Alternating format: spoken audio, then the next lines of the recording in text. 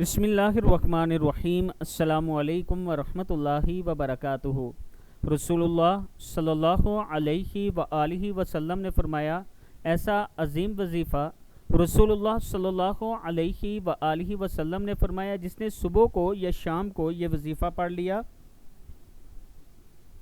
لا الہ الا اللہ وحدہ لا شریک لہ، لہ الملک وَلَهُ الْحَمْدُ يُحْيِي وَيُمِيتُ وَهُوَ عَلَىٰ كُلِّ شَيْءٍ قدیر۔ صبح کے ٹائم اگر آپ نے اس کو پڑھ لیا تو اللہ تعالیٰ آپ کی حفاظت کے لیے مسلح فرشتے بھیجیں گے جو شیطان سے آپ کی حفاظت کریں گے۔ اس کے لیے اجر و ثواب واجب کر دینے والی 10 نیکیاں لکھی جائیں گی۔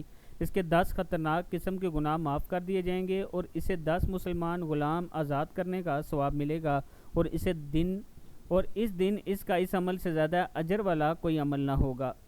دعا ہے، لا الہ الا اللہ وحدہ لا شریک لہ، لہ الملک ولہ الحمد یحیی ویمیت وہو علی کل شیء قدیر۔ صدق اللہ العظیم۔